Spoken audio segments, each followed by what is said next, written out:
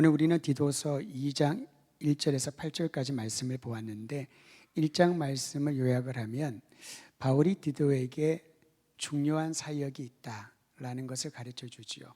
그 중요한 사역이 무엇이냐 하면 교회 리더십을 세우는 일이다. 교회 리더십을 세우는 것이 정말 중요한 일이다라는 것을 가르쳐 주고 있습니다. 여러분, 왜 리더십이 중요할까요?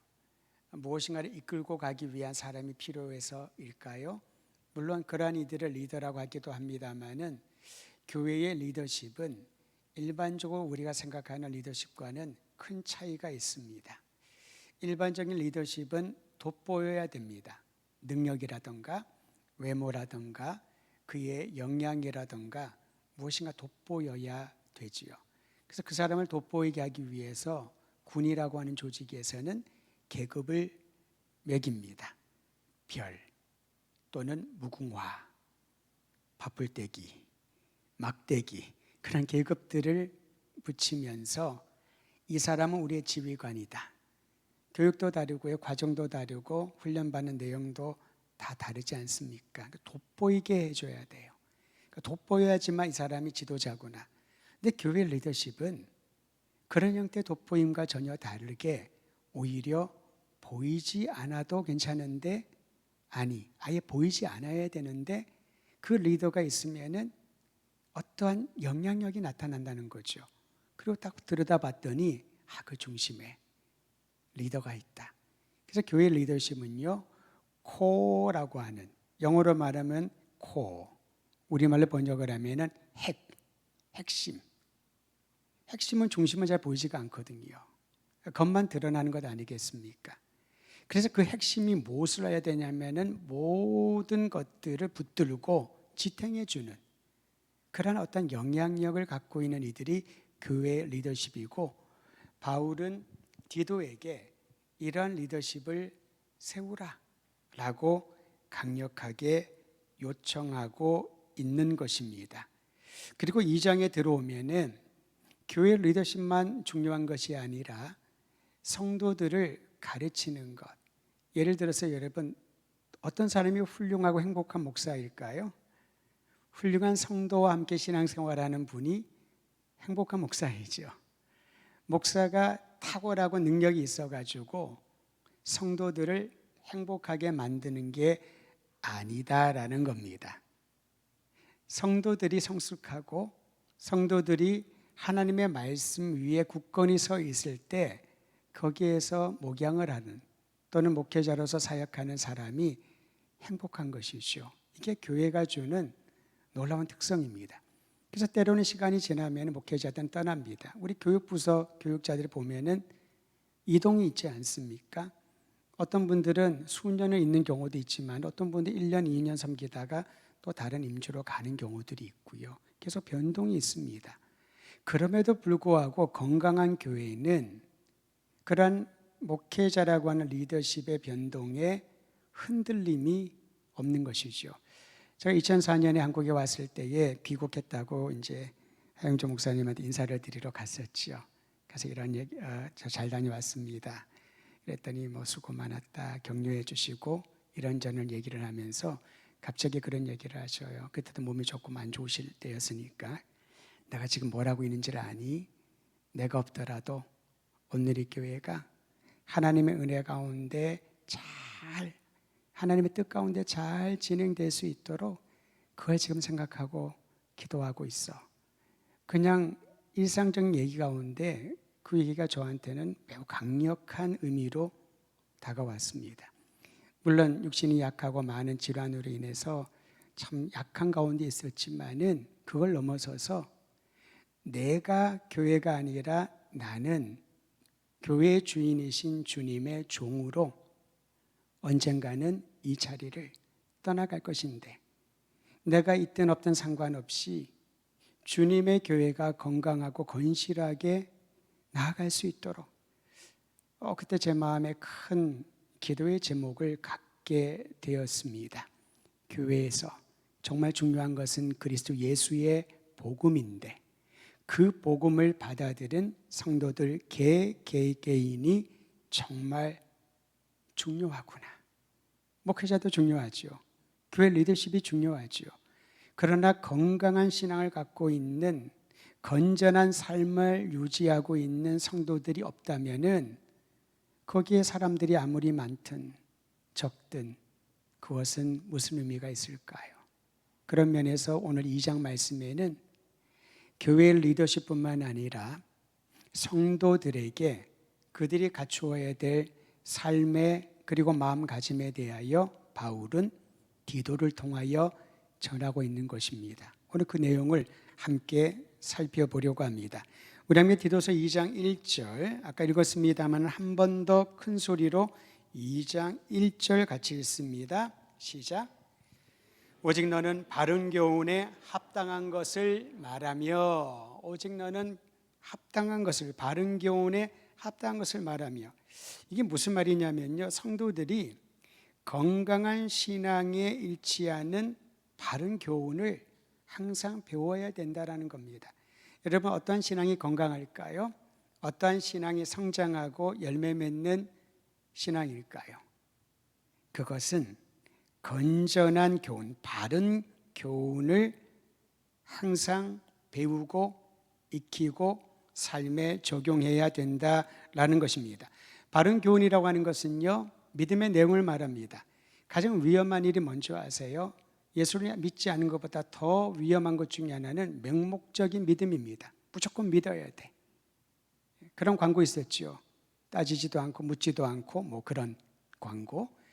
그런데 맹목적인 믿음은 무엇이 위험하냐 하면은 진리의 복음이 아닌데 진리인 줄 알고 밀어붙입니다. 이것은 하나님의 뜻이 아닌데 하나님의 뜻이라고 밀어붙입니다.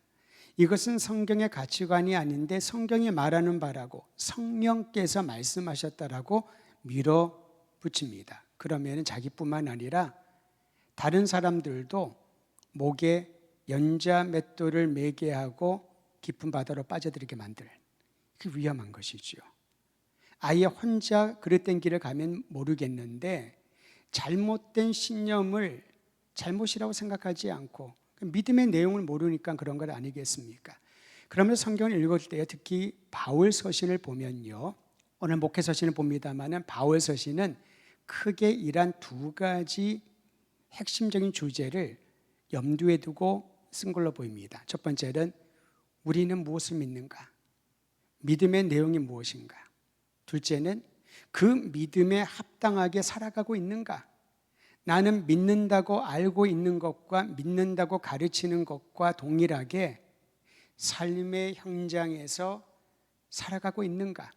그러니까 믿음과 삶, 이 두 가지 주제를 바울 서신의 핵심적인 틀로 삼고 내용을 전달하고 있다는 것이죠. 믿음의 내용을 알지 못하면, 그래서 오늘 디도에게 말하고 있는 거 아니겠습니까? 오직 너는 바른 교훈에 합당하게 말하여라.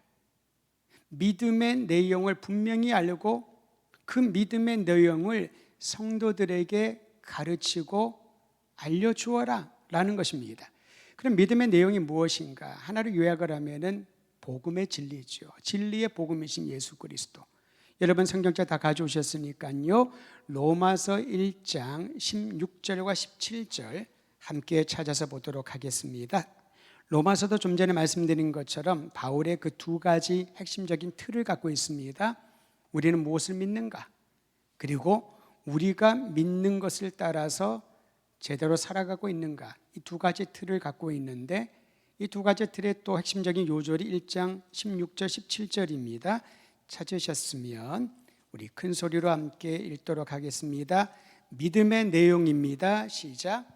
내가 복음을 부끄러워하지 아니하노니 이 복음은 모든 믿는 자에게 구원을 주시는 하나님의 능력이 됨이라. 먼저는 유대인에게요 그리고 헬라인에게로다. 복음에는 하나님의 의가 나타나서 믿음으로 믿음에 이르게 하나니 기록된 바 오직 의인은 믿음으로 말미암아 살리람과 같으니라. 아멘. 유대인에게는요 어떻게 하나님의 의로움을 입을 수 있을까? 율법이라고 하는 도구가 굉장히 중요했죠. 율법의 요구를 충족시켜야 하나님의 백성이 될 수 있는 특권을 누린다고 했는데, 그러다 보니 유대인이 아닌 이방인들은 항상 열외였습니다. 하나님의 구원과는 열외. 그래서 이방인이란 용어를 쓰면서까지, 이방인은 다른 말로 말하면요, 낯선 자들, foreigners, strangers, 낯선 사람들, 아무 상관이 없는 사람들, 그게 이방인이란 뜻이거든요. 유대인을 제외하고는 모두가 낯선 자들, 상관없는 자들, 구원과는 아무런 연결점이 없는 사람들이라고 그렇게 얘기를 합니다. 반면에 이방인들은 그렇게 외치고 믿고 있는 유대인들을 아주 가찮게 여겼지요. 우습게 여겼지요. 진정한 구원은 어떠한 사상이나 철학적인 이념이나 본인들의 연륜이나 문화적인 탐구를 통해서 신의 세계를 알아가는 것인데, 유대인들은 너무나도 완고한 신앙을 갖고 있는 것처럼 보였던 거죠. 율법 하나 가지고. 그러다 보니 이방인들은 이방인들 나름대로, 유대인들은 유대인 나름대로 각자가 생각하는 구원의 길이 달랐던 것이지요. 이에 대하여 바울은 구원에 이르는 길을 분명히 말해주고 있습니다. 믿는 자에게 구원을 주시는 하나님의 능력, 즉 구원을 주냐 안 주냐는 하나님께 속해 있다는 것이지요. 율법의 준수 여부도 아니고 철학적인 깊은 관념의 세계에 통달되어 있는 그런 학자들의 가르침도 아니고, 또는 신비한 수많은 경험들을 통해서 사람들을 알지 못하는 마치 천상세계를 오고 가는 그러한 경험을 가진 자들만이 구원을 얻는 게 아니라는 겁니다. 구원을 주시는 분은 오직 누구라고요? 하나님의 능력에 있다. 그러면서 이렇게 말하지 않습니까? 유대인에게도 헬라인에게도. 그러면서 복음을 말합니다. 복음이 뭘까? 그 복음이 무엇인가를 성경은 통하여 발견합니다. 하나님의 의가 나타나서 오직 믿는 자에게 의인이라 칭하는 것이지요. 내가 노력하여 의인의 단계 5급, 4급, 3급, 1급까지 올라가는 게 아니라는 겁니다. 하나님을 믿으면, 구원을 주시는 하나님의 능력을 믿으면, 하나님의 구원의 방편인 예수 그리스도의 십자가와 부활의 능력을 믿으면 의인이라고 칭해 주시는 거지요. 그래, 너는 의인이구나. 의인의 옷을 입혀주시는 겁니다. 이것이 바로 하나님의 은혜요 믿음의 내용이라고 바울은 또 강조하고 있지 않습니까? 그런데 이 믿음으로 구원에 얻는 이 믿음의 내용, 예수님을 믿음으로 얻는 의인의 칭호, 이 믿음의 내용을 알지 못하면은 우리는 사람들에게 전도를 할 때에 할 말이 이것밖에 없습니다. 교회 가자. 교회 가면 사람이 좀 착해져. 교회 가자. 교회 다니는 사람들은 좀 달라. 교회 가자. 괜히 마음이 평안하고 위안을 얻을 거야. 교회 가자. 우리가 말하는 것은 교회 가자 말고는 어떠한 믿음의 내용을 얘기할 수가 없다는 것이지요. 그런데 21세기를 살고 있는 분주하고 할 일 많고 가만히 있지 못하는 사람들에게 교회를 가자라고 하는 이 말은 크게 매력을 주지 못한다라는 것입니다. 그래서 우리가 믿는 것이 무엇인지, 내가 왜 예수님을 믿는지, 내가 왜 수요 예배를 드리고 왜 성경을 읽는지, 왜 주일날 예배를 드리는지. 예전에는 무작정 신앙 가정에서 컸기 때문에 주일을 성수해야 된다라고 하는 한 가지 원칙을 가지고 주일 새벽부터 밤늦게까지 교회에서 살았다면은 그 믿음의 내용을 우리가 알지 못한 채 시간을 그렇게 허비했다면은 이제 지금 우리가 전도해야 될 때, 복음을 전해야 될 때 할 말이 없는 것이지요.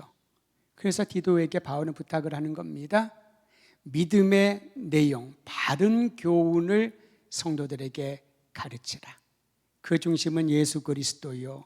좀 더 나아가면 믿음은 예수님을 믿음으로 구원에 이르게 하는 하나님의 능력을 신뢰하는 것이라고. 그리고 우리의 일상 가운데 경험했던 수많은 경험들 있잖아요.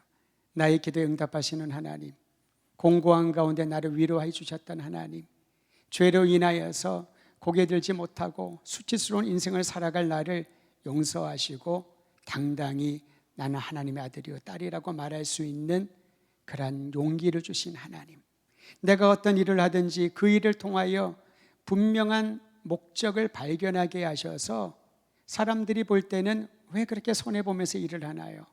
왜 그렇게 조롱당하면서 그 일을 끝까지 하나요? 라고 할지 모르나 나에게는 분명히 그 일을 하는 목적이 있기에 삶의 모습이 달라지는 것, 이게 바로 우리의 믿음의 내용을 설명하고 표현하는 것 아니겠습니까? 저는 우리 모든 성도들이 저를 포함해서지요, 각자가 만난 예수 그리스도, 우리에게 은혜를 주신 하나님의 그 놀라운 손길을 기억하면서 나름대로의 간증들을 하나씩 하나씩 마치 개인의 서사처럼 써 내려가기를 간절히 소망합니다. 내가 왜 예수를 믿는가? 예수를 믿는 나에게 주신 하나님의 은혜가 무엇인가를 우리가 써내려 가야 된다라는 것입니다. 그리고 이제 바울은요, 공동체 구성원들을 구분을 합니다. 구분을 보니까 크게 네 가지인데요. 늙은 남자에게, 늙은 여자에게, 젊은 여자에게, 젊은 남자에게. 외형적으로는 나이와 상관되는 것이지만은 조금 더 의미를 보게 되면은 연륜이 있는 남자에게, 여자에게, 이제 그 연륜을 따라서 살아가는 사람들, 남자에게, 여자에게, 그렇게 볼 수가 있을 것입니다. 왜냐하면 모두에게 말하고 있는 진리의 복음, 바른 교훈은 예수님을 믿는 것이지만은 예수님을 믿는 이들이 각 세대별로 다르잖아요. 살아온 시대가 다르지 않습니까? 예를 들어서 저는 20대를 80년대, 90년대, 20, 30년대 보냈잖아요. 최근에 그 당시 어떠한 비디오 클립과 또 그 당시에 제가 썼던 큐티 노트들을 볼 기회가 있었습니다. 보면서 내가 이때 이 말씀을 이렇게 묵상했단 말이야? 30년이 지난 그 시간이었지만은 그때부터 제가 20대 초반부터 큐티를 배워서 말씀 묵상을 쭉 하기 시작을 했는데 노트를 다 썼던 것들이 너무 새삼스럽게 내가 아닌 것처럼, 또 그 당시에 비디오 클립을, 비디오 영상을 어디서 보게 됐어요. 보면서 그래, 저 자리에 내가 있었지. 수천 명의 젊은이들이 그저 찬양 하나를 부르는데 한 곡을 가지고요 20분, 30분을 불러요. 우리가 예배 때 드렸던 주님의 성령 지금 이곳에, 그 찬양을 20분, 30분을 계속 부르는데 수많은 젊은이들이 하나님을 향하여 두 손 들고 헌신하며 눈물로 통회했던 그 자리에 내가 있었지. 제가 있었던 자리도 갑자기 기억나는 거예요. 요 즈음에 내가 있었는데. 어떤 면에서는 여러분, 각자에게 처음 예수님을 만났을 때, 성령 체험하고 은혜를 경험했을 때의 그 기억이 선명할 겁니다. 그것을 다시금 되새겨 보자라는 것이지요. 그리고 지금 우리가 살았던 20대, 30대, 40대를 살아가는 젊은 여인들에게, 남자들에게 가르쳐 줘야 될 신앙의 내용이 있다라는 겁니다. 오늘 본문은 그 내용을 가르쳐 주고 있습니다. 조금 더 세부적으로 보겠습니다. 2절 말씀 같이 한번 읽도록 하죠. 2절 읽습니다. 시작. 늙은 남자로는 절제하며 경건하며 신중하며 믿음과 사랑과 인내함에 온전하게 하고, 늙은 남자, 연령이나 연륜이 있는 남자들이죠. 여기가 크게 네 가지를 말하는 첫째는 절제하라. 일상생활에서 사치를 멀리하라라는 겁니다. 이 사치는 물질의 사치뿐만 아니라 말의 사치도 마찬가지입니다. 이상하게 남자들이 나이가 들면요 그렇게 허풍이 좀 세지고 과장이 좀 많아져요. 우리는 알 수가 없죠. 옛날에 내가 아마 들어보면 다들 막 이 산에서 저 산으로 날아다니고 뭐 한 방울을 때리면 10명이 저까지 떨어져 나가고 그런 얘기들을 하는데, 우리의 삶에 있어서 연륜이 있을수록 말에 절제를 하라라는 것입니다. 보면은 경험이 많으니까요 마음에 들지 않은 행동들이 많겠죠. 저도 그런 생각이 들더라고요. 보면은 아이들을 보면은 좀 이렇게 했으면 좋을 텐데, 그래서 가끔 제가 직접 얘기하지 않고 제 아내에게 얘기를 하면은 저한테 그런 얘기를 합니다. 그런 생각 하지 말라고. 애들은 나름대로 그런 이유가 있겠지. 근데 그 말이 맞는 거예요.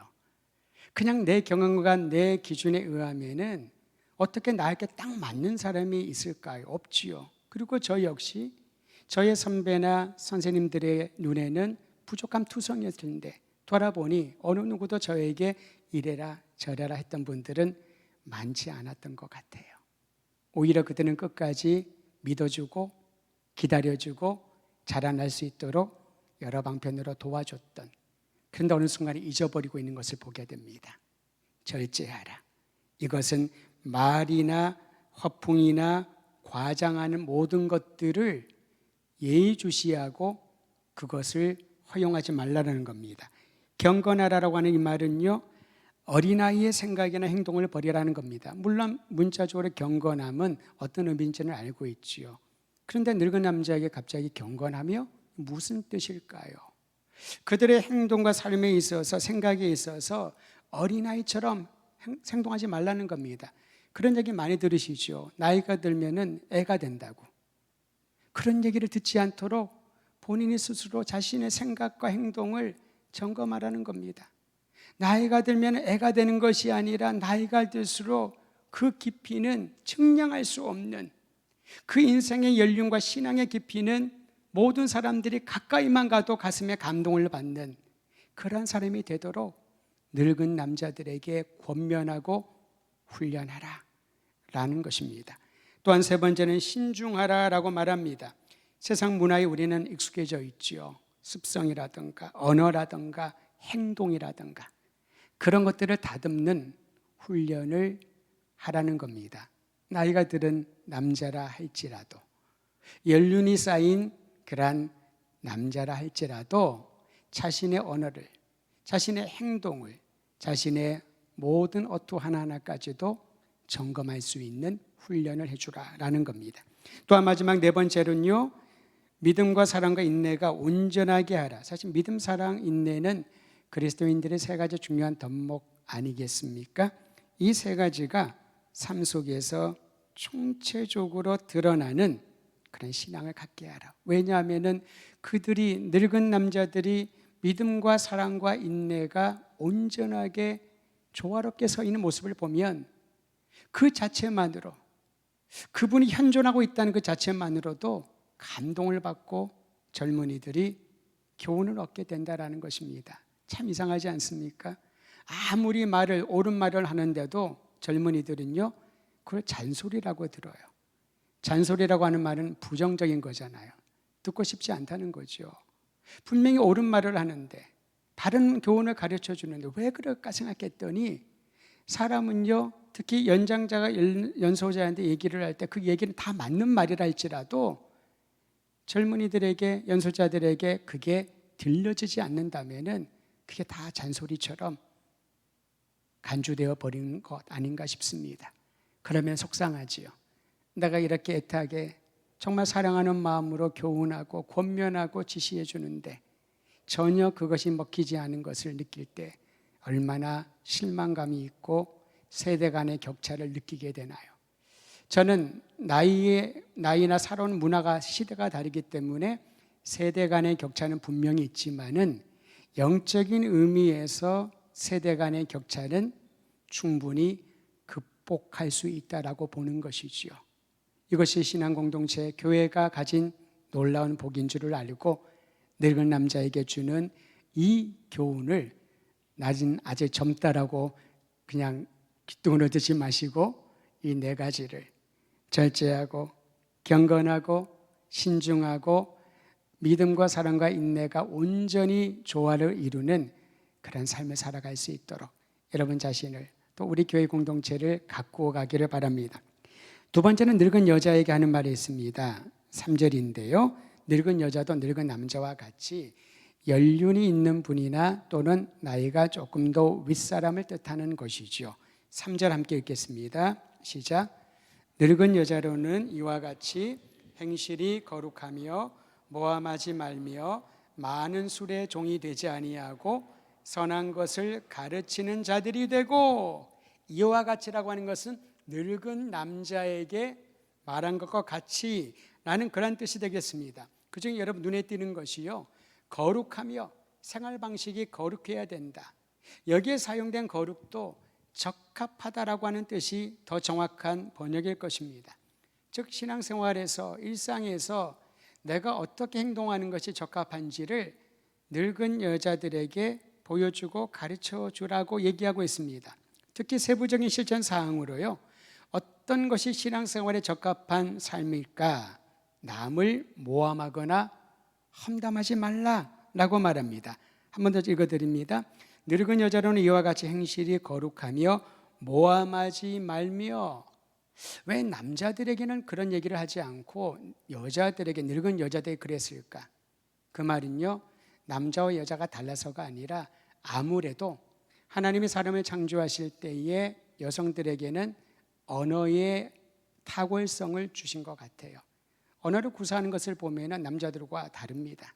그리고 많은 어휘들을 사용하고 있고요. 또한 그런 말들을 많이 하면서 스트레스를 풀고 그런 어떤 특이성을 주신 것 같아요. 그런데 여기서 중요한 것은요, 말을 많이 하지 않는 것보다 더 중요한 그 말의 내용인 거죠. 모함하지 말며, 모함하지 말며, 험담하지 말며, 즉 말 조심을 하라고 얘기하고 있습니다. 왜냐하면 이 말이 얼마나 무서운지 없었던 것도 있게 만들고요, 거짓도 사실이 되게 만들고, 가만히 있는 사람도 엄청난 잘못을 한 사람을 만들 수가 있고요, 아무것도 안 한 사람도 대단한 일을 한 것처럼 만들 수 있는 것이 말이기 때문에 그래요. 그래서 말을 조심하라 라고 말합니다. 또한 술에 중독되지 말라고 말합니다. 의외지 않습니까? 늙은 남자들에게 이 얘기를 할 것 같은데 늙은 여자에게 말합니다.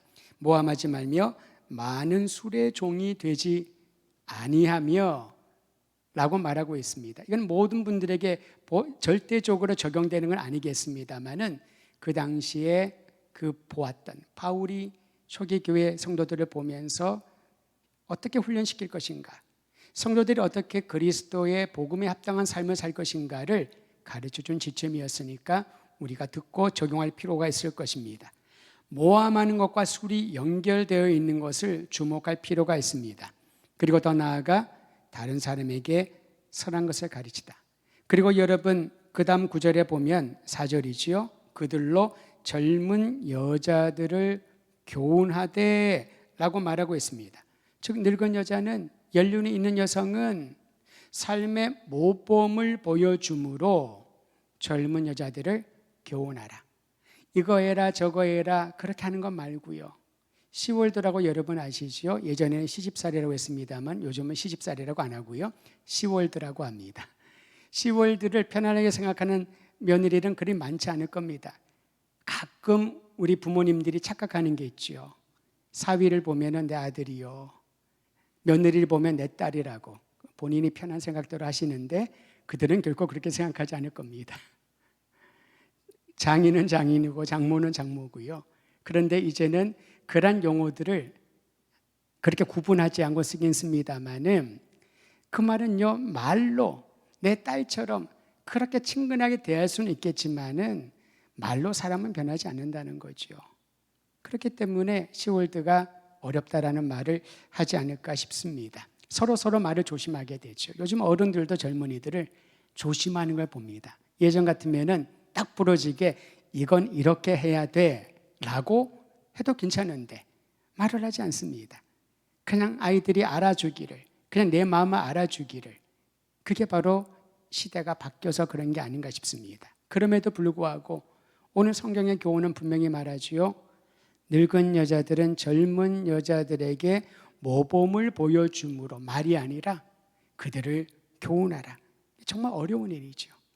쉬운 일이라면 우리가 들을 필요가 있을까요? 훈련받을 필요가 없겠지요. 어려운 일이니까요. 군대 가면은 제식 훈련하고 난 다음에 사격을 하는데요, 사격을 하기 전에 굉장히 많은 걸 합니다. PRI라고. 그럼 막 그냥 긴장을 늦추지 않도록 한 훈련을 하고요. 또 사격을 하면 끝난 게 아닙니다. 항상 해야 되는 게 총기를 분해하고 청소를 해야 되는 거죠. 그러니까 중요한 거는 총알을, 탄창을 놓고 관역을 향하여, 표적을 향하여 쏘는 게 중요한 게 아니라 관리할 수 있는. 그래서 이런 얘기를 합니다. 총기를 애인처럼 기름 냄새 나고 무겁고 별로 좋아하지 할 필요가 없는데 그만큼 아끼고 관리하라는 거죠. 그래서 힘들지만은 분해하는 순서를 기억해야 되고 조립하는 순서를 반드시 정확하게 수행을 해야지만 그 다음에 사격을 할 수 있는 자격이 구비된다고 할 수가 있지요. 이것처럼 이제 늙은 여자들에게, 젊은 여자들에게 삶의 모범을 보여주면서 그들이 경험했던 것, 시행착오했던 것들, 그것이 이제 반복되지 않도록 도움을 주라 라고 말해주고 있습니다.